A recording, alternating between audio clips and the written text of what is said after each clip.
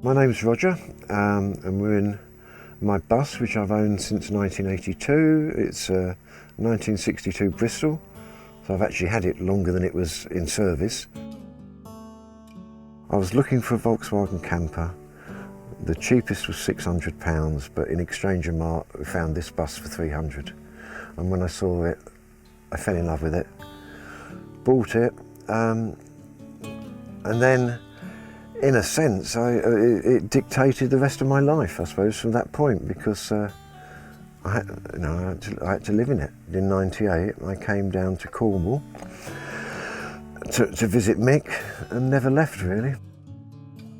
And Mick was, I suppose he's famous in the Peace Convoy because he owned the big double-decker bus that had Peace Convoy painted on the side. So Mick had ended up in Cornwall.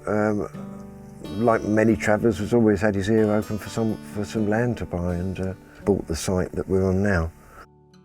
The first free festival, really,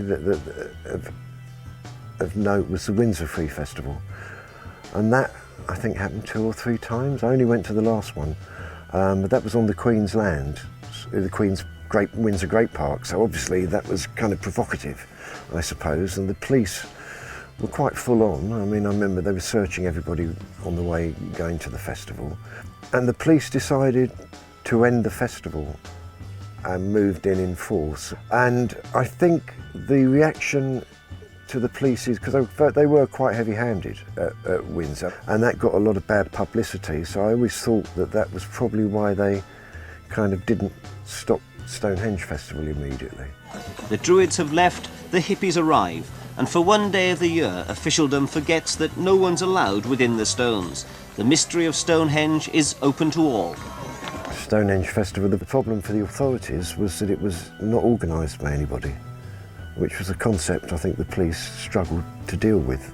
There was somebody organising it, because how could something so big happen without any organisation? But it did. And of course it started to go on for longer and longer, which also annoyed the authorities. It was, for quite a few years, it was 10 days, but then it went to the whole of June. And they tried all various ways over the years, you know, announcing on Radio 1 that it had been cancelled, and people still turned up anyway, and it carried on. But I was aware that after the last one that actually happened, there was people had a site meeting to decide where to go next, and it was decided to go to Greenham Common and support the Greenham Common women, it was quite a new thing then. Anyway, the convoy was at Greenham Common for quite some time, 3 weeks or a month, I'm not sure.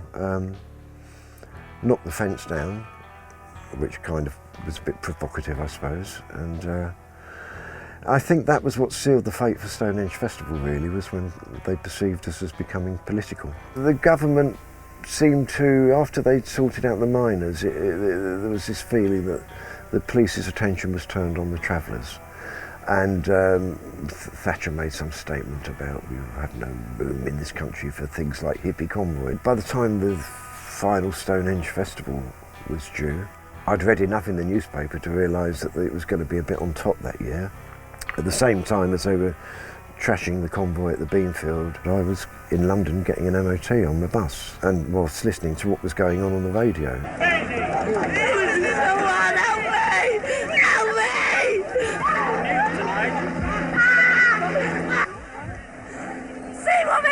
To us.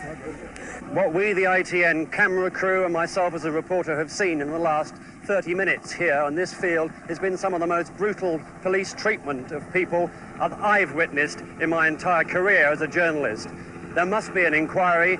I don't know what the results will be of it, but at this stage, the number of people who've been hit by policemen, who've been clubbed whilst holding babies in their arms and in coaches around this field is still to be counted. What the end result will be, we don't know, but there must surely be an inquiry after what's happened here today. I drove down to Savernake Forest, where the convoy had set off from, and got there the night of the Battle of the Beanfield, and people who'd escaped had all made their way back there. Well, people were shocked. Obviously, people who experienced it were in a state of shock. I mean, it was a police riot. basically, and they didn't have the police numbers available in Wiltshire, so they put a lot of soldiers into police uniform. You know, and there were armed police there. I mean, nobody was armed. And over the next few weeks, gradually, vehicles were rescued from the police pound, one by one, and brought back to 7/8 Forest, and the vehicles had been really badly damaged by the police. I mean, you know, you have to realise these were people's homes, families with kids, a lot of children on the convoy. People got their vehicles back and all their possessions in a pile on the floor, engine oil poured over them, stuff like that. You know, malicious things. So yeah, so we ended up in 7/8 Forest for about 2 weeks, recuperating. When the convoy set off from 7/8 Forest, you know, a lot of people thought we'll be okay. You know, the power of the stones will protect us, sort of thing. I mean, people were angry with the police naturally. I mean, they still are. I mean, you know, there's a lot of people lost everything. So the next year, the police thought they'd taken care of the convoy and the desire for people to go to Stonehenge once and for all by trashing all the vehicles. But it became apparent the next year that people were still, you know, we were still a force to be reckoned with, should we say. And in the year after the Beanfield, people ended up at the airport at Stony Cross. And then the police did a dawn raid, impounded all the vehicles again except for a couple. The convoy's reaction then was to walk to Glastonbury Festival. I wanted to try and get to the Stones that summer, and everyone on the site was saying, "Don't go, man, you'll get your bus trashed." But we went anyway. I mean, the police thought by impounding all the vehicles at Stony Cross, they thought that was it. They didn't realise that Stonehenge was a lot more than the travellers. It was, you know, the hippies from all over the country would go to Stonehenge. The police had got their headquarters in a lay-by just before a T-junction. We're on little country lanes. So I pulled into the lay-by on the other side and I said, "Oh, I've come to take some people to Glastonbury Festival." So they liked that, the fact that I'm come to take people away. They wouldn't let my bus on, but they told me I can walk down and find my friends. So as we were walking along, I said to my partner, "I wonder if Festival Welfare are here." Because we used to work with them doing first aid at Stonehenge. At that point, someone popped his head out of a tent and said, "Festival Welfare?" You know, I'm the man, sort of thing. So this Festival Welfare, we said, "Right, we're your first aid vehicle." You know, we had lots of medical stuff for doing first aid on the bus. We then walked back up to the police lines, and he explained to the police superintendent that this was their first aid vehicle, and they want to be filmed refusing a first aid vehicle. I had to follow a police car with its lights flashing. Well, the sight of my bus arriving on site with a police car ahead of me, everybody came out and cheered. I've never had such a welcome in my life. There's hundreds of people cheering, and the police must have felt idiots. And so we pulled off and spent the night there. And then the next day we all were evicted, and we set off to try and walk to another site to hold a festival. And the police stopped us and most people were on foot. So we're going at the pace of walkers, basically, and lots of people put their possessions on my bus. So I had a rat in a cage, I had Stonehenge Festival funds of about £74 in loose change. And basically they stopped us on the lay-by and told us, "Disperse or be arrested." This is a police announcement. This is as far as you are permitted to go in this convoy formation. You are instructed now to disperse immediately. If you do not disperse, you will be arrested for obstructing the highway. The reaction was, "Well, arrest us then." And the police only had one coach, so it was, "Can you wait in your vehicles while the coach goes backwards and forwards to the police station?" At which point I thought, "Oh, I don't want to get arrested because I don't know what will happen to my bus." So I managed to kind of escape. The people who'd been arrested were taken to Devizes police station. I thought they'd be taken to Salisbury. So I drove to Salisbury and walked into the police station carrying loads of rucksacks to be told, "No, the people aren't here, they're in Devizes." So we set off back towards the Stonehenge direction. I stopped in a lay-by to get some supplies from a shop, and when I came out, I had 2 or 3 more traveller vehicles parked behind me.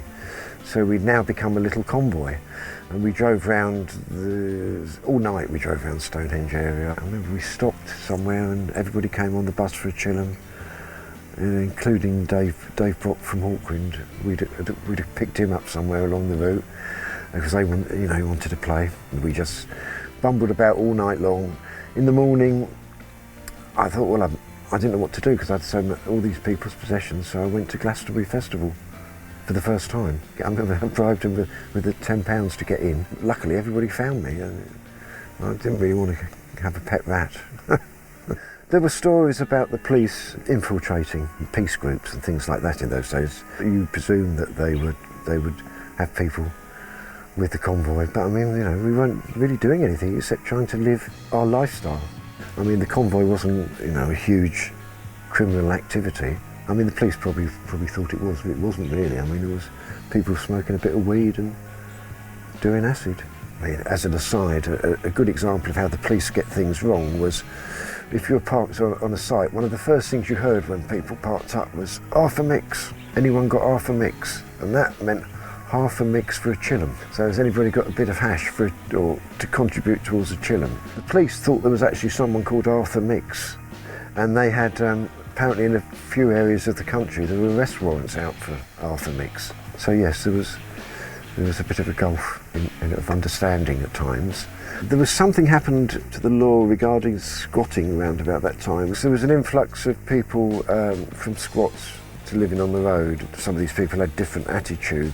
The brew crew thing, I don't remember noticing it until after the Battle of the Beanfield, but it certainly became quite prevalent that a lot of people felt that the way to be if you're a traveller was to permanently have a can of special brew in your hand. And because they tended to act in a gang-like fashion, I suppose, they were could be quite obnoxious. I remember there was a festival, and this was '88, a free festival near Salisbury. I think it was Cleaver. It was an ancient hill fort, and that was like a brew crew festival. That was the worst festival I've ever been to. For the brew crew, kind of, if they didn't like the band on stage, they didn't let them play, sort of thing.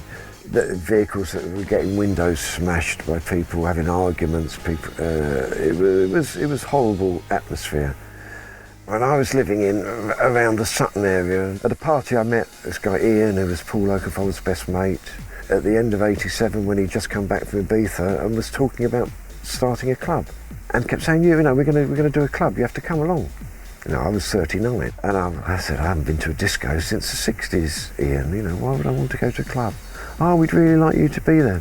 Now, I didn't realise actually that in the clubs in Ibiza there were a lot of old hippies there, so we were like, me and my partner became, I suppose, the hippie mascots initially at the beginning of that bit of the scene. Paul Oakenfold and Ian, they opened a club called The Future in February '88. There was another club already going, run by Danny Rampling, called the Shum Club, which again was invite only, an illegal club, I suppose. It was in a fitness centre where you could touch the ceiling, so it wasn't really a nightclub. And one wall was a mirror, which was always disconcerting. People walk into it. I went to the first night and was blown away by the music. I realised that the spirit no longer lived on the road. The spirit was re-emerging in clubland, really, through everybody taking ecstasy and hugging each other. And it was much, much more of a hippie vibe, if you like, going on in the clubs than there was on the road. By '88, I was DJing in an acid house club in London. The club I DJ'd in was under Charing Cross Station. Most of the travellers I knew came to the club at some point, some quite regularly. Quite a few of them got quite inspired and put on parties where they lived. I'd always thought that you can't kill a good idea, so I thought the hippie thing was going to survive, and the hippie ideals and everything was going to come back through the travelling scene. I think things can come round again, absolutely.